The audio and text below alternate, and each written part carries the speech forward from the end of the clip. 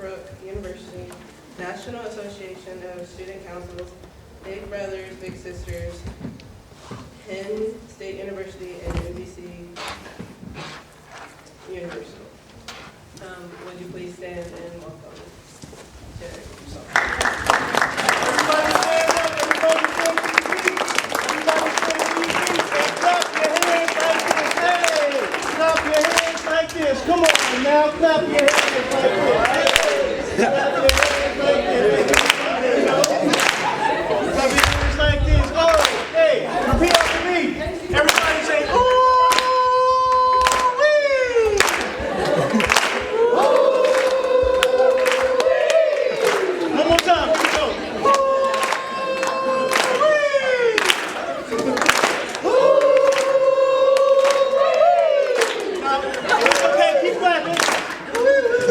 Take you out to church one time. If I can take you out to church, say yeah. If I can take you to church, say yeah. I know it's Monday. Say yeah for me one more time. Say yeah. Look at the person standing next to you and say neighbor. Oh neighbor. I'm feeling good. I'm looking good. I'm smelling good. Life is good. Say neighbor. Oh neighbor, I'm looking good. I'm feeling good. Life is good. Say life is good. Say neighbor. Oh neighbor. If it is to be, it's up to me. If it is to be, it's up to me. Say oh neighbor. Oh neighbor. I may not know where I'm going, but my purpose will take me there. Clap it up for yourself.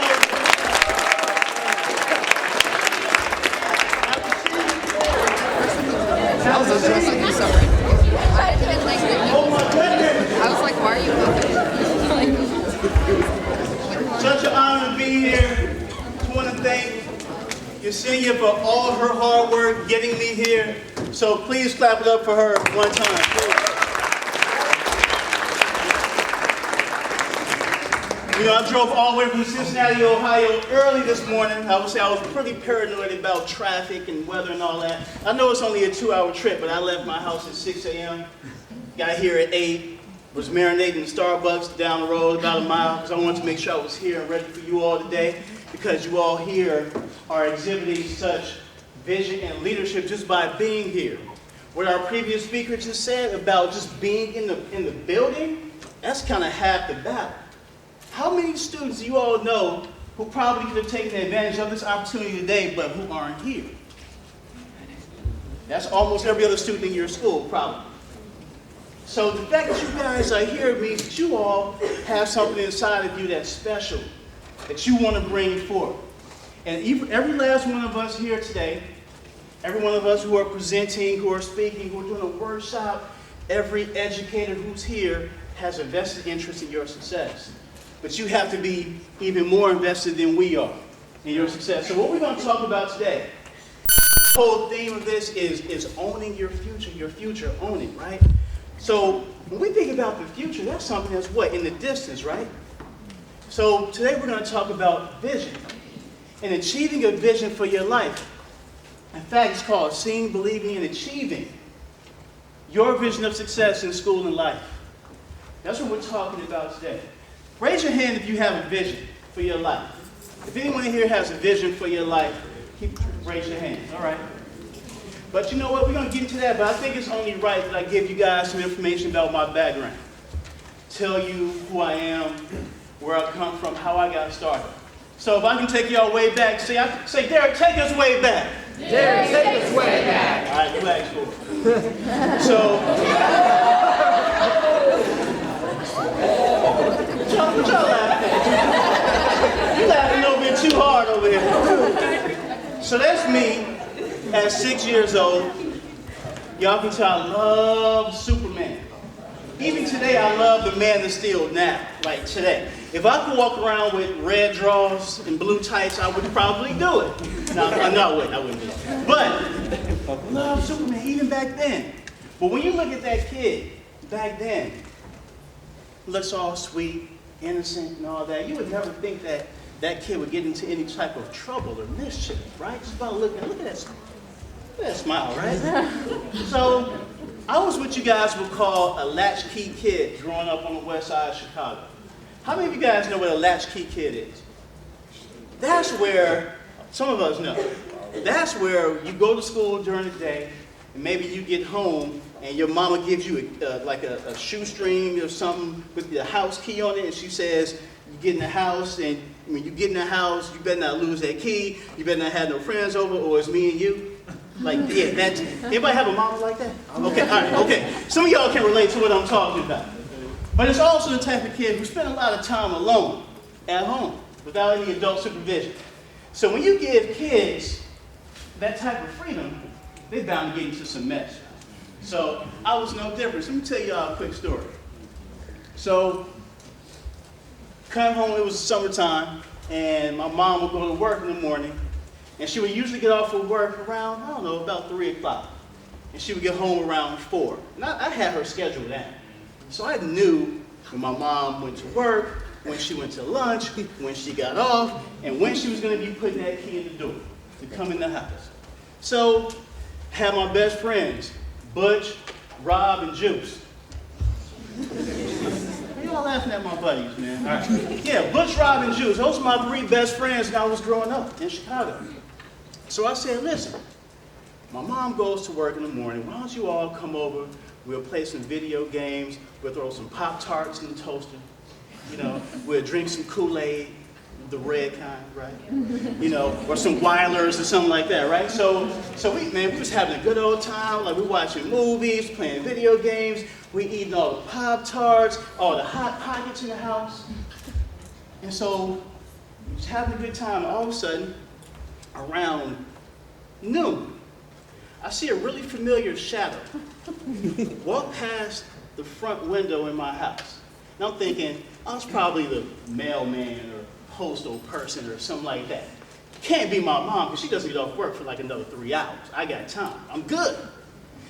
Then I hear like a rustle at the door. I heard something like kind of shaking the door. So I'm like, Butch, Juice, look, y'all gotta go. So I'm like hiding the dudes, I'm putting them in the cupboard and stuff. So I'm gonna go down to the basement. Where it just so happens that we had a house whose basement flooded every time it rained. And we would get like 3-4 inches of water in the basement. So my mom comes in the house. I'm scared. I'm like, oh my God, what am I gonna do? I'm like this. And she says, whew, child, I'm so tired, but I need to go down in the basement and make sure that this water didn't flood the basement too bad. I'm thinking, no you don't, Mom, I already checked it already, it's good, trust me. She's like, no, I gotta go down and check it. I'm like, no, you don't. She's like, yes, I do. So she's on her way downstairs. All of a sudden, well, I didn't tell y'all this part of the story. So my boy Juice had asthma. He starts coughing in the cupboard.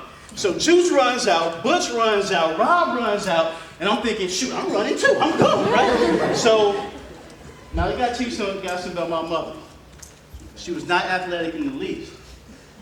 But something happened that day. She morphed into like Mike Vick. She did like a 5-step drop. Foof. Hit me in the back of the head with a damn shoe. I ain't lying, man. I couldn't get away.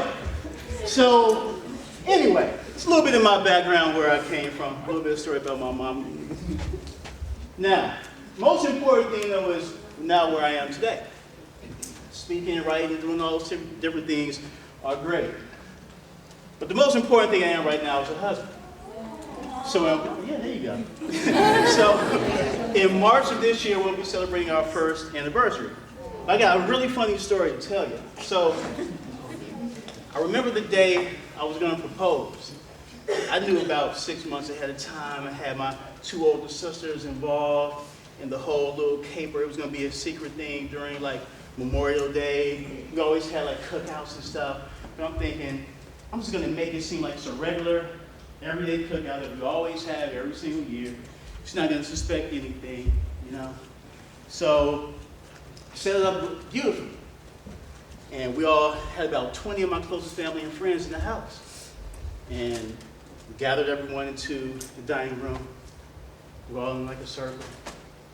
And then there she was, sitting there on the couch. I get down on one knee, right? And I say, and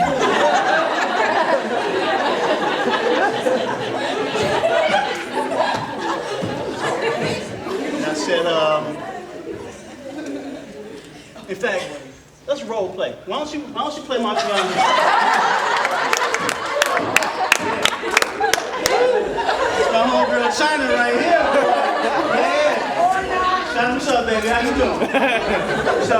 So you gonna play my fiance, okay? So I get down on one knee. And you know, when you get down on one knee, you gotta say something real smooth. You gotta sound smooth. You gotta be like, look here, so you know, a long way, and you know how everything is, and everything like that, you know what I'm saying, and blah, blah, blah. I wasn't that smooth, y'all. I wasn't. I was like, if you would, do me an honor. No. And so I was like, I had the ring, I was like, so, and she was looking like that. I was like, so, would you marry her?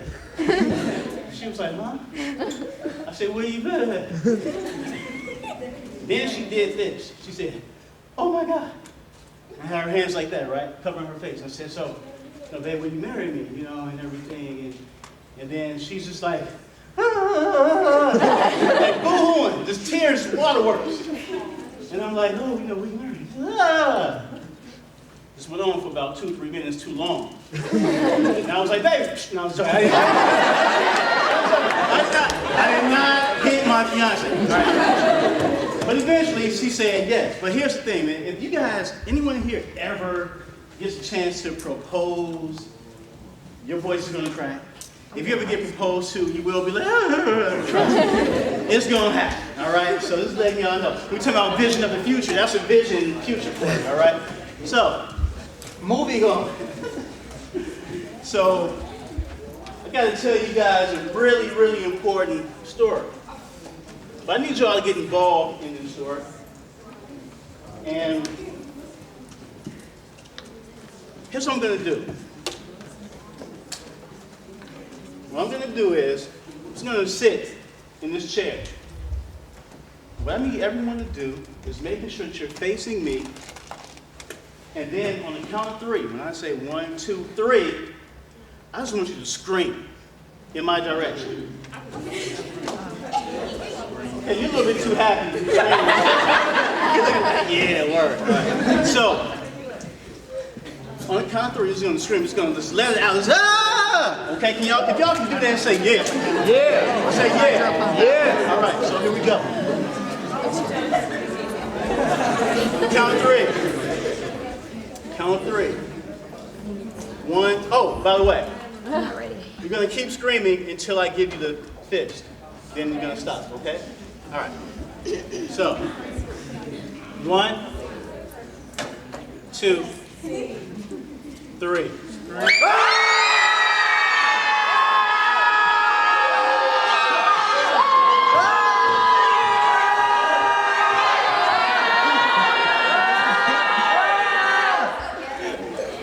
I felt powerful. Okay. So,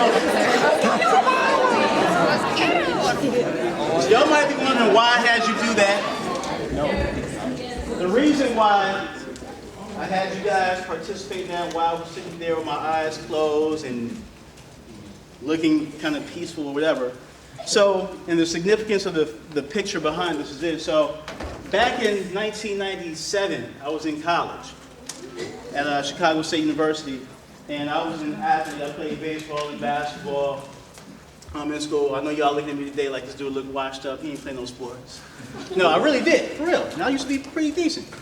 But I was struggling on the field athletically, and I was also struggling academically. I had done so poorly that by the end of my second year, I had about a 1.9 cumulative grade point average.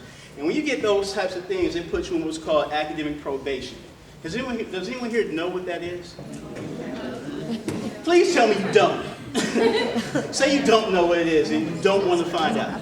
So basically, you get on academic probation, they say, listen, you got one semester to kind of get your butt in order, otherwise you got to go. You ain't got to go home, but you got to get off this campus. So I was really like not doing like very well, and I got to also tell you guys something. I'm also the youngest of 3 children. I saw my mom when I was younger, like that age, that picture I showed you. At that time, she was going through a really, really tough split from my dad at that time. There's a lot of pressure on her just to make sure that me and my sisters were taken care of. And I saw this woman go from being raised in the projects in the south side of Chicago, married my dad, kind of like gave up on her education and a lot of her dreams for many years. Then I think she kind of saw the writing on the wall that her relationship wasn't going to work out so well. And so my mom went back to school, finished her undergrad degree, went straight through to law school, finished law school by the time I was like 7 years old. The same year she split from my dad was the year she graduated from law school. I remember that day like it just happened yesterday. And it just kind of back then, it kind of showed me, she was giving me an example of the importance of education. But all I ever wanted to do was make my mom and my family proud. So do you all think that by being on academic probation, I was making my family proud of me? No. Absolutely not. They had put so much hope and they just invested so much into me, and at that point I was a disappointment. So anyway, I was going through my tough time in school, and during the time, this is 1997, the Bulls were in the second part of their second three-peat. And so Michael Jordan, Scottie Pippen, Dennis Rodman were the main guys on the team at the time. And my mom, I guess she kind of sensed I was going through a really tough period. I started like drinking heavily and just really like going downhill. And not living up to my potential and not fulfilling the vision for the future that I had laid out at one point in my life. So one morning, she calls me. She was like, Derek, I was watching ESPN, and they did like a mini profile on the Chicago Bulls, but they talked about this guy who kind of helps the team, Jordan, Scottie, Dennis, all these guys, Coach Phil Jackson. He helps them kind of get back on track when they're kind of off in life and they're going through tough times, to help them develop their vision for their lives and their future, both on and off the court. I'm like, okay, and? She's like, well, Derek, I think this guy can really help you. And as a kid, 18, 19 years old, whatever, you always think to yourself, yeah, okay, whatever, I got this. I can handle this. Leave me alone, I got it. Worry about yourself, whatever. She says, Derek, look, I called Phil Jackson's office, the coach of the Chicago Bulls, and I spoke to him about this guy who, I was like, wait. Stop, wait a minute. Do y'all know who Coach Phil Jackson is? Yeah. Like the 12-time NBA World Championship coach. She called his office and spoke to him to say, I think this guy that was helping your team can help my son. And I was like, so I was like, wait. Yeah, Derek, he's going to help you. In fact, he's flying in from Boston in 2 weeks to Chicago. He's going to help you out. You're going to meet with him for a couple of days, and we're going to get you right. So this guy's name is George Mumford. George and I actually worked on what I was doing there, which was a simple kind of meditation. A simple kind of way. How do you find peace in your life when everything else around you is chaotic? When there's hell breaking loose around you, how do you find a place of peace? How do you find that moment where you can kind of stay centered and stay within yourself? I had always throughout my life gone to church and did everything else, but just kind of having this tool available to me has proven invaluable over the last, 17 years of my life. So I just want to share that with you guys because what it helped me to do was to create every single day. Here's what I do. I create this thing I call a spiritual swag session. What happens in spiritual swag sessions, I spend anywhere from 30 minutes to an hour every single day reading something inspirational, writing down my thoughts, reflecting, pray, meditate, whatever. That helps me to prepare myself for whatever it is I'm going to face during that day. And I'm only sharing that with you. I'm not telling you guys what to do, or I'm not even making a suggestion. I'm simply telling you what has worked for me. and what helps me when I feel a little bit off, and like when my vision isn't clear, when sometimes I'm not sure of my leadership capabilities, I'm not sure about my future. That's something I can always go back to. So I asked you, and I'm not asking you to tell me, but what do you have? What do you go to? What do you rely on? What helps you to refocus? What helps you to get back on track when you're having a bad day? How many of you guys ever had a bad day? Yeah, all of us. Right? So it's just something that you can always do. You don't owe anybody anything. It just takes a little bit of time. So what is a vision? I've been talking about this where I keep saying this word vision. What is it?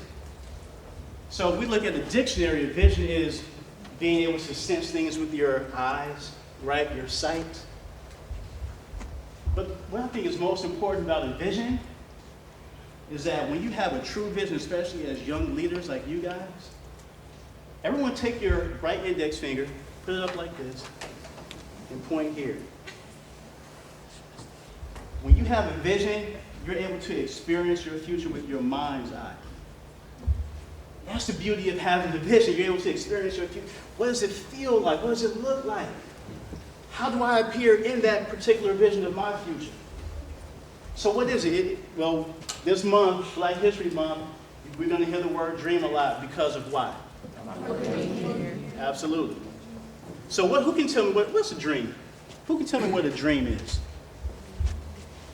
Anybody? What's a dream? Yes. Something you hope to accomplish or want to see done and like look forward to or something? Absolutely. Something that you hope to see done or that you want to accomplish, something that you look forward to. Absolutely. So again, I met a lot of you guys in here earlier this morning or today, and I asked you, well, what do you want to be when you grow up? What do you want to do? Why do you want to do it? That's a dream. You're not doing it yet, but what you guys are doing right now is you're putting all the pieces of the puzzle together to allow you to help that entire vision, that dream, come to pass. Another thing about a vision is that it's a positive affirmation of your life, something that you say in the positive. Like 8-9 years ago when I decided I wanted to speak and I wanted to go to schools and go to conferences and share things with young people, I had to create a positive affirmation. So I had to say things like, I see myself standing in a room of 100 awesome young leaders delivering a message that hopefully inspires someone. So what is your affirmation? Everybody in here should have like a little notepad in your books. Here's what I want you to do. Take one of your dreams, one of your goals, one of your visions, and write it on that sheet.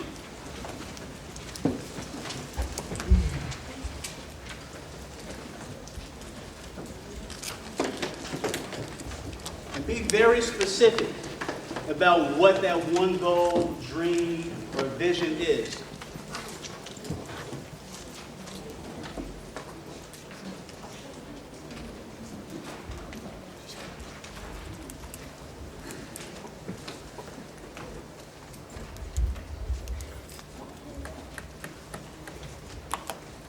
If your pen isn't working, borrow one from your neighbor.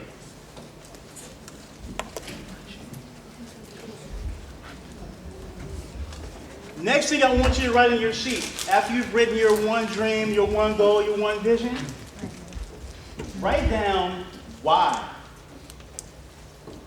Why you want to do this, why this is important to you, why this is a must-have.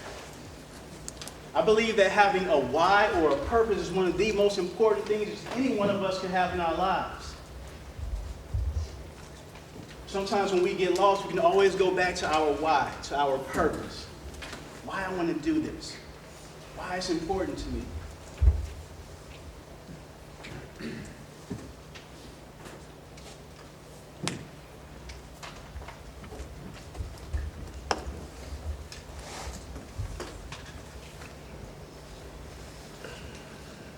And then the next thing I want you to write on your sheet, after you've written the goal, after you've written the why, I want you to write the name of one person outside of yourself who you want to do it for. Who you know will be proud of you, who you know loves you, who you know is invested in you, who wants you to succeed. Write that person's name down.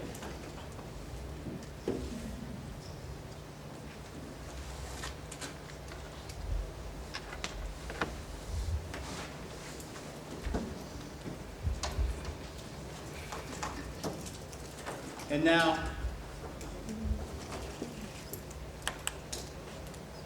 when you're done, raise your hand.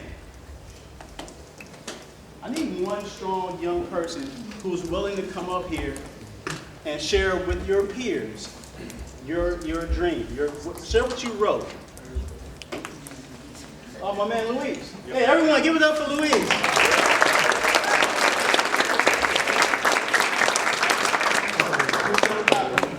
All right, step right here. So, my man, here's what you're going to do. I want you to stand up here. I want you to use that deep voice you have, that bass. This brother sounds like Barry White. And I want you to share with us your goal, your dream, your vision, your why, and your who. All right? So you got the floor. Go ahead. One of my goals is to meet Cristiano Ronaldo. He's a famous soccer player. Reason why is he's my idol / motivation. And I want to do it for my mom, you know. Wants me, I don't know, 'cause I love her.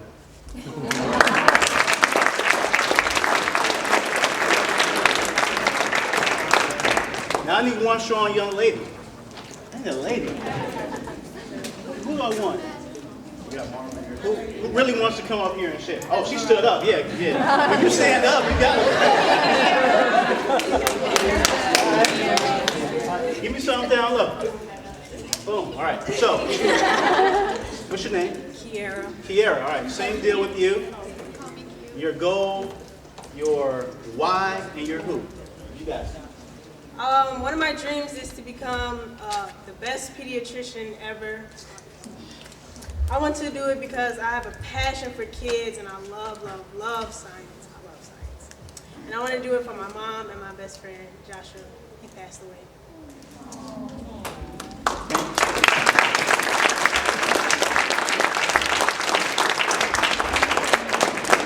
Thank you both for sharing. It takes a lot of courage to get in front of people and to share your vision, you know, and share your goal. Because now, guess what happens? Now you're going to be held accountable. Now the people who know you're going to say, yo, Luis, whatever happened with that, blah, blah, blah. You know, so it takes a lot of strength. And I applaud you guys for coming up here and doing that. Now, we all know the show, Fresh Prince of Bel-Air, right? All right. How many of y'all know the theme song, though? All right, here's what we're going to do. We're going to sing it together on my count, all right? All right, here we go. On the count of three, I'll kick it off. 1, 2, 3. Here's a little story all about how my life got flipped, turned upside down. And I like to take it there, just sit right there. I tell you how we can't Prince of how Bel-Air.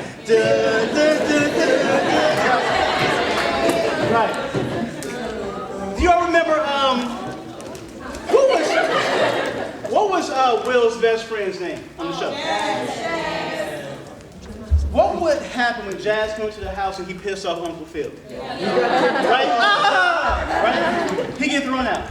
Here's what I found is one of our biggest sort of barriers or obstacles to achieving our vision in life, and that's having toxic people in our lives.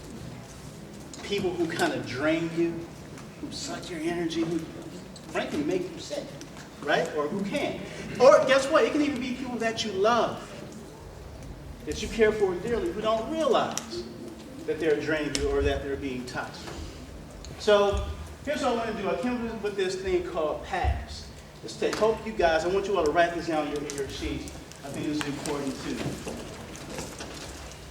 Tips for dealing with toxic people, people who might impede or who may cloud your vision. Few simple things you guys can do to deal with those people. First thing is, your first P, you have to have a purpose and vision. You have to always know what that purpose and that vision is for your life. You have to always be able to refer back to it. Don't ever forget it. Second thing is you have to anticipate. What do I mean by that? Foresee yourself whenever you're going to meet with or see that person, knowing that they may make a request or something of you that might drain you. So that you are prepared for when you encounter that person. Third thing, set boundaries. What are you willing to do and not do? Where are you willing to cross the line? So what's your boundary? And then the last thing is this, stand your ground, because people are going to challenge you. People who want you to do stuff for them, who are draining you, who are toxic, they're usually very selfish. And they'll usually question why you set a boundary. Why you have to do a certain thing. Why you have to do homework at a certain time. Why you have to go to a sporting event or practice. Why you have to attend trio. Why you have to do that. Stand your ground and know exactly why. I think if you have these things in place, it's a very simple, basic thing to remember to help to keep you on point. Now, who knows who that is? Okay, what's his name? Yeah, Virgil, we see that. What's his name? Who can tell me? His name is Richard Branson. And what's amazing about him, besides the fact, of the things that he's created up to this point in his life, is that when he created Virgin, which now has airlines, they were a record label. I think at one point they had like Janet Jackson and Madonna and stuff at one point. When he started, he was like 15 years old when he started Virgin. It started off as a very small, simple newsletter that he handed out to his friends at school in the UK. And then from there, he had a vision. He stayed with his vision. He asked his father to help him out, help him with the distribution of his newsletter, which then became a magazine. And then the magazine became him managing artists, and the managing artist became a record label. The record label then became like an airline. And now, I believe by like the year 2020, they're going to be going into outer space offering travel. So if you got a cool 75,000, y'all can go to the moon. I'm just saying, okay? So again, it sounds crazy and far-fetched, but everyone who does something amazing in life almost always sounds crazy. Like, whoever would have thought, like, see, y'all too young, so y'all don't know, but I remember we didn't have cell phones. Yeah. We didn't even have bricks. This is before the brick phone. We didn't have that. You actually have to be in your house and call somebody, okay? So as to think you can walk around with something this small and you can call people, it's crazy. But every vision starts off like that. People don't believe. You think you're crazy.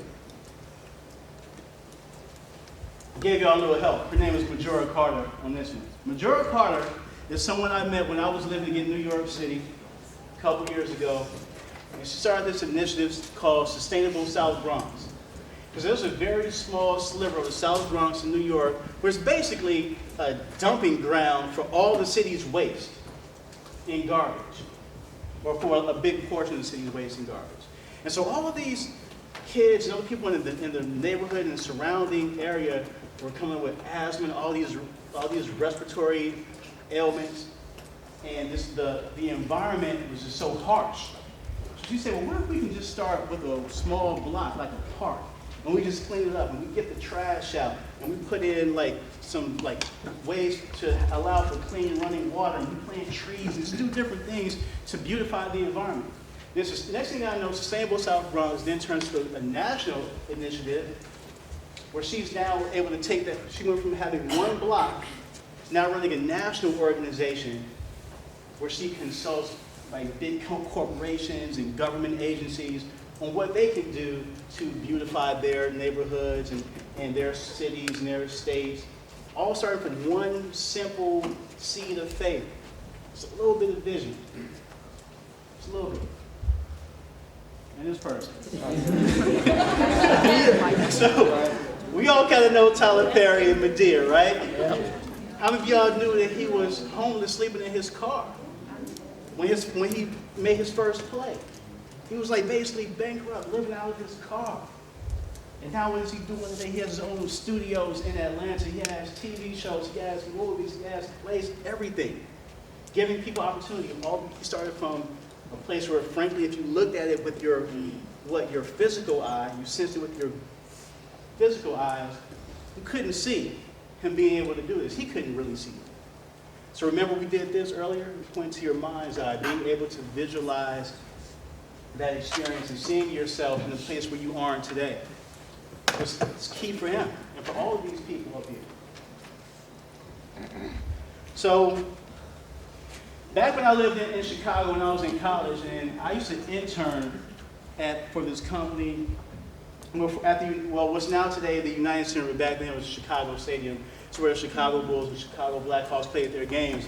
And every year around this time, they would go on, like the Chicago Bulls and the Blackhawks would go on like a 2 or 3 week break, or where they had to go away from their home court. They couldn't play at Chicago Stadium because the circus was in town. In fact, I think they're just now finishing up the circus now there because they're on that annual trip.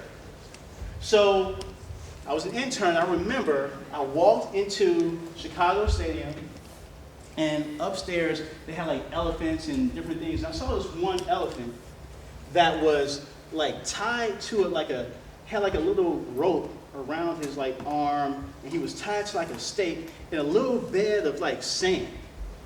And I'm thinking, this big, however many ton like animal should be able to basically trample all of us to oblivion. Why is she not? And I asked the trainer, why isn't the elephant like running away? And I'm going to share with you, and it may sound a bit cruel, but here's what happened. The trainer told me that from the time that this elephant was born, what we did was we tied it to a stake that she couldn't get away from. She would just keep trying and trying and trying, and eventually she saw that it was inevitable. She couldn't get away. So what happened was they implanted or ingrained this thinking that she couldn't get away in her mind from the time she was born. And it stayed with her all the way up until she was big like that.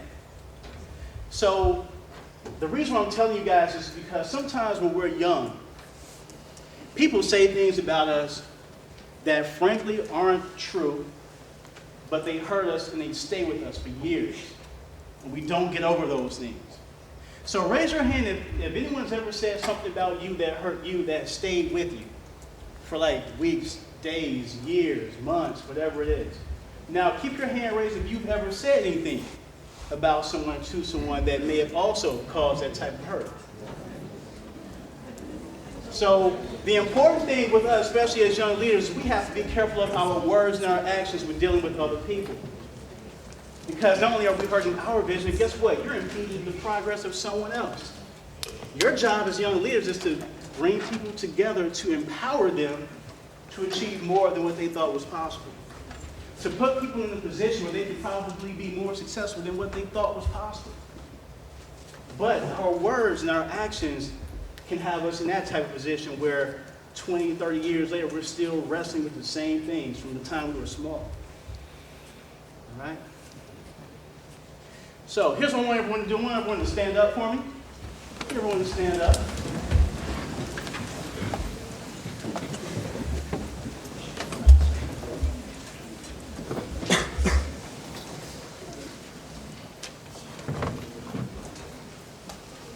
Here's what I want you to do. I want you to kind of take a look around the room and notice every single thing in the room that's blue. Find every single thing in the room that's blue. See, she has on some blue on her shirt, blue sweater, sweatshirt, a little bit of blue on the carpet. So take in every single thing in the room that's blue. It might be someone died. Now here's what I would like for you to do. If everyone has blue, say yeah. Yeah. All right. I want you to do this. Just kind of relax and just close your eyes. Everyone has their blue in their minds, right? Just close your eyes. Now think of every single thing in the room you saw that was purple. Y'all like, what? Wait a minute, hold on, man. I don't remember anything purple. There's a lot of purple. She has purple in her shirt. I see some purple over there. His shirt. On your folders, like, there's a lot of purple all over the place. In here. What I'm showing you guys is the power of your mind, your vision. Once you guys have a hold or a grip on something in your mind, it's very hard to let it go. What happens if, has anyone here ever bought, no one, you guys are too young to have bought a car before, most of you, I'm guessing. But sometimes what happens is, or some of you older people who've ever bought a car, have you ever noticed that when you buy a white car, all of a sudden you notice every other white car on the street? Right? It's because now it's in your consciousness now. Like, you can't help but to see it now because it's been put there. But if I tell you, well, what about all the red cars? It's like, I ain't seen a red car. I only saw so many white cars on the highway. That's it. So, we know that's not true. But here's what I want everyone to do now. I want everyone to take their right hand. Just kind of stare at it. You guys will notice beneath the palm of your hand, there's like a line. There's like that first little like kind of like line right here. Beneath your palm, it's like a crease. I'll put it up on the screen so you guys can see what I'm talking about. See where that arrow is pointing? You guys should have like a little crease. The first little crease underneath your palm. If you got it, say I got it. I got it. Now, take your left hand, look at it, and notice the first crease underneath your left hand, underneath your palm. What you're going to do is you're going to take those, and you're going to put the crease lines up, and put your hands together like in a prayer pose, like that. Can you guys see? Put your hands together. When you look straight ahead, and you look straight forward, you'll probably notice that one of your hands is a little bit bigger than the other. Which hand's bigger for you? You like your left hand. Okay. Which hand's bigger for you? Looks like your right hand. Which one, right for you? Right, left for you? Which one is bigger for you? Which one is bigger for you? It's like your left, maybe. Now, here's what I want you to do. Take your hands apart, look, stare at the hand that's smaller. Look at the smaller hand. And we're going to repeat this 8 times. 8 times you're going to say, get bigger. All right, so all right, don't go yet. On my count, on the count of 3.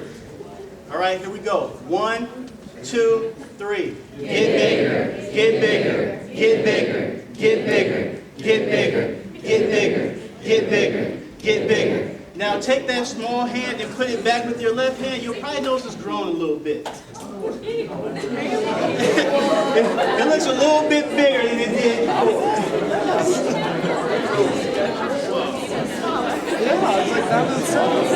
Oh, wait. I have a disclaimer. Fellas, it doesn't work on certain other parts of your anatomy. That's all I'm going to say. That's all I'm going to say. Hey, I was putting it out there. I want to make sure. Well, I'm just being clear. All right. Now you need to guess that. I could be talking about y'all toes. Y'all nasty. I'm talking about toes. All right.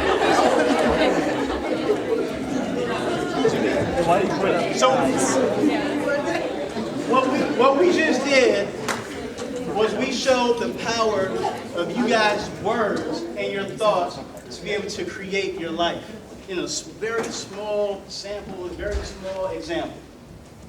So imagine being able to apply that to your schoolwork, sports, maybe you want to run for something in school, whatever it is, but the power of being able to, 1, visualize, 2, speak it to existence, and then 3, actually do something about taking action on that.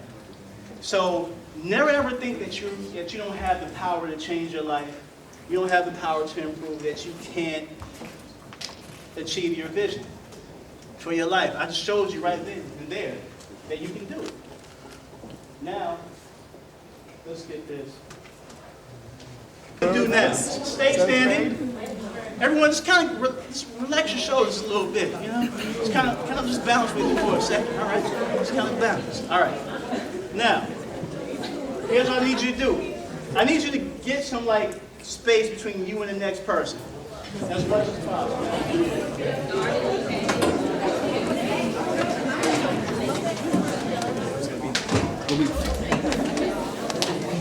Like at least like arm's length. If you can get arm's length between you and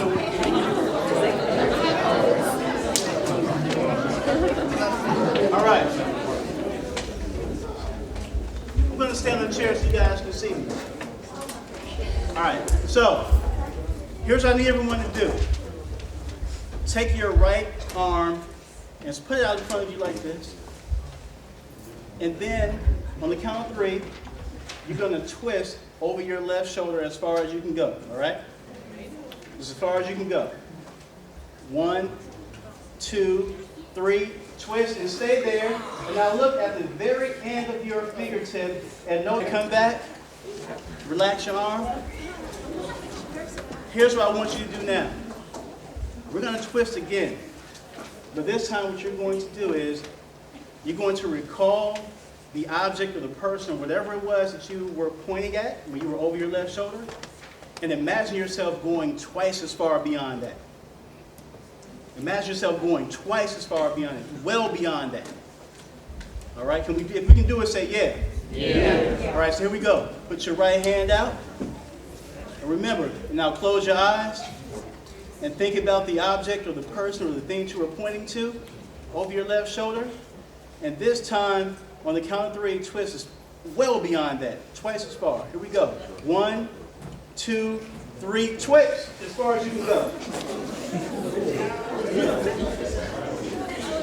All right, come back. Show of hands, how many of you could twist further the second time? Pretty much all of us, right? Because we put it in our mind that we were going to do it. So another example of, again, how powerful your minds are and how important it is for you to have a vision to even go beyond what you think your limits are right now. Some of us feel like we have limits in school. Like I know when I was in school, I didn't think I was that great in math, whatever, so I was intimidated by it. I didn't always do my best because I already had in my mind, oh, I'm not good at this, so I won't be able to get as good of a grade, or I won't be able to get it. But I was just psyching myself out. Sometimes taking a test or being good at something, the difference is just sometimes a matter of confidence. A matter of you believing and thinking that you can actually do it. It can be the difference between you achieving something and not. Sometimes, okay? So clap it up for yourselves. Let me get down off these people's furniture. All right. Now, y'all can tell I love basketball. That's pretty obvious. I love basketball. What do y'all know the name of this group right here? Dream Team. Dream Team. How many of you all have a dream team in your life? Who's your dream team? I know you got a dream team. Who has a dream team in their life? I know Louise has. Who else has one? What's your name again? Huh? Erica. Hey everyone, clap it up for Erica. Erica's acting all shy right now, so this is what we're going to do. We're going to say, hey, Erica. Hi, Erica. Okay. Erica, who are a couple of people on your life's dream team? Your parents. And why are they on your dream team? Because you want to make them proud. In life, we're going to always need other people. I know some of us think we're strong and we're capable, we can do it all on our own, don't need any help, but that's just simply not true. We always need other people. To be successful in life, you always need someone to give you an opportunity, to give you some encouragement, give you a shot, give you a chance, put you in a position for you to be successful. So, it's very important that we also have mentors in life.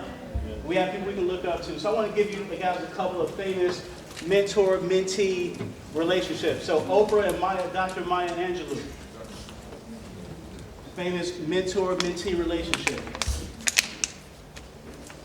Hov and LeBron. And then for all you nerds like me, we got Obi-Wan Kenobi and Luke Skywalker. Woo! My man, right? I do it. So on your sheet of paper, write down the name of a person who is your mentor, a person you look up to, someone you admire, someone in your life. someone that you say, wow, you know, I really admire this person, I love this person, or someone who's invested in you, someone who you know cares about you and wants you to be the very best person that you can be in life.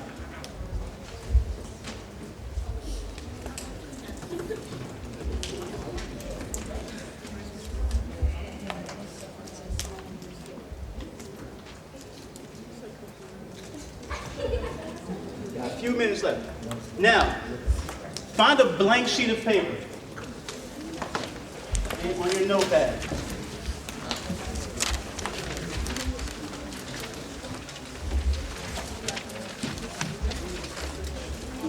On your blank sheet of paper,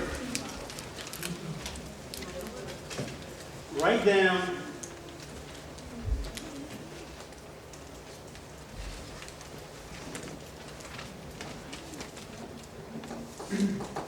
the reason why you love this person. Now write down one reason why they're proud of you.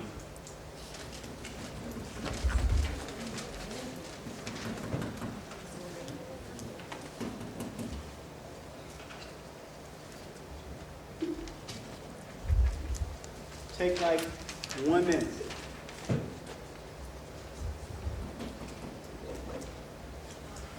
Why I love this person? Why would they be proud of me? What have they done for you? What did they do for you?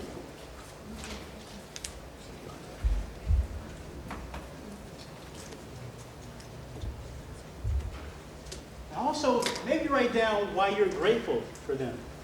Why are you grateful for this person? Or people. Might be multiple.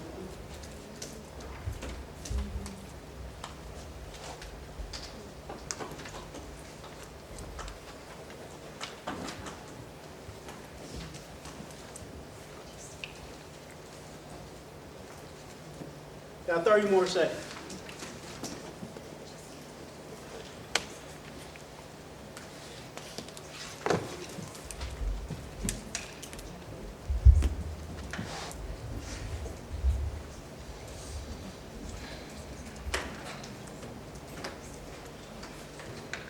When you're done, raise your hand. When you're done. 10 more seconds.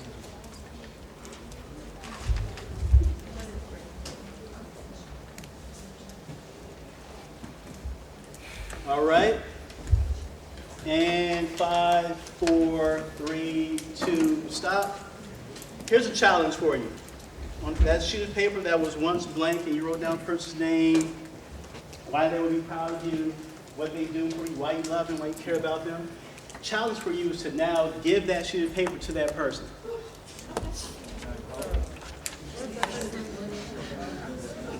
Put it in an envelope if they're in your school, put it in their mailbox. But let that person know why you appreciate it. Because sometimes people don't know. Because guess what? Those mentors, those adults, those other people, guess what? They need some of the same stuff you guys are getting today. They need encouragement too. They're human beings. Never forget that. They need to feel and know that you care about them, that you appreciate them as well. So again, do you have to do it? You may choose not to do this. But it's just a challenge for you if you are courageous enough to do it. You might even give it to them in person. Say, hey, I got something for you. You know what? I can't stand for you to read in front of me, so I'm going to leave and you read, whatever. But make sure that they get it.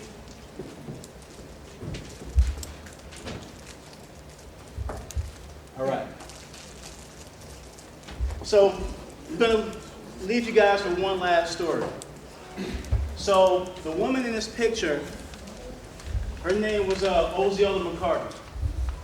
Osceola McCarty was, she was about 85 years old when she was living down in Hattiesburg, Mississippi, and she was a washerwoman in Hattiesburg, Mississippi. I know it very well because that's where my dad's side of the family is from. And in fact, my great-grandmother was a washerwoman, and basically they just washed people's dirty clothes and drawers and everything else, and largely make very little money to do it. A couple dollars here, some change there, whatever. And so Miss McCarty was a washerwoman in Mississippi. And the only thing she did almost every single week, every day, was she went to work, she went to church, and then she would go to the bank and she would take her little dimes, quarters, and a couple of dollars that she would get from the bank, from the people that she washed for every day, and she would deposit that little bit of money. And she did this for almost 70 years. She wasn't able to go to school like you guys are doing, so she actually stopped going to school, I think before she was like in like the 5th grade or something like that. So one day she goes to the bank, and the teller, was behind the counter and he's doing his thing, and Miss McCarty comes up and she puts a couple dollars on the counter in front of him. And he looks at her account, and he kind of like jumps back. And he says, Miss McCarty, are you aware of how much money that you've accumulated over the last almost 70 years that you've been making these small, seemingly insignificant deposits of $1 here, a couple quarters there, a couple of nickels and dimes? And she was like, well, no. Why don't you tell me? And he was like, well, Ozella, you've actually accumulated like $250,000. How much money is that? $250,000. Simple washerwoman from Mississippi just happens to have $250,000 in the bank after all those years of making deposits.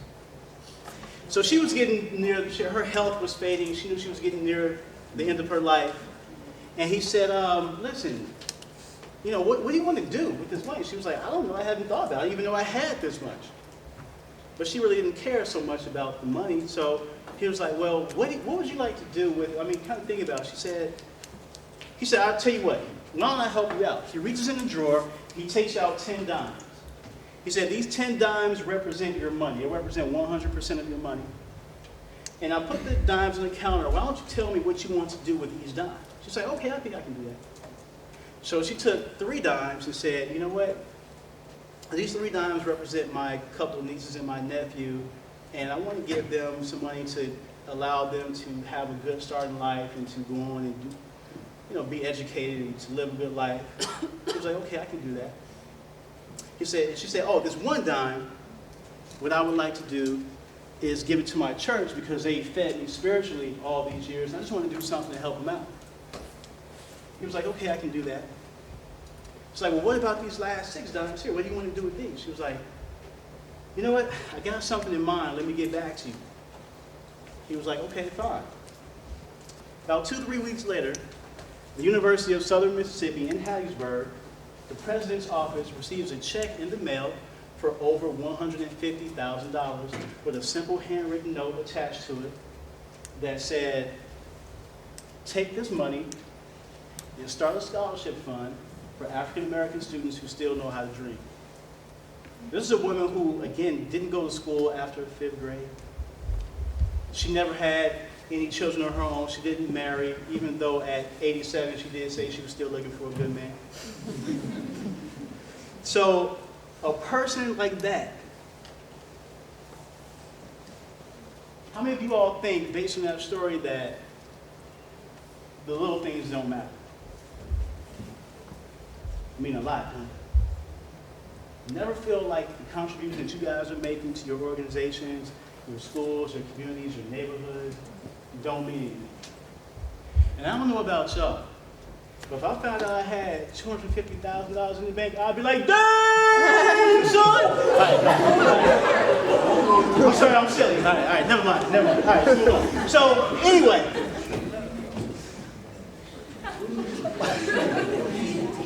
I'm retarded, dude. But always remember that the contributions you make, your simple smile here, a kind word, that note that you guys are going to give to a person you care about, never think that it doesn't mean anything, because what's small to you can mean the world to someone else. All right?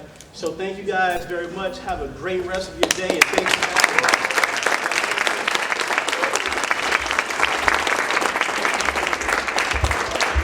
want to say is this: if you guys want to stay in touch with me, there's some of my contact info. I did bring a few books, it'll be not that many. If anyone wants to purchase my book, I'll be outside. And thank you guys very much. You guys are- By the way, this is the book right here called Mentoring Student Leaders.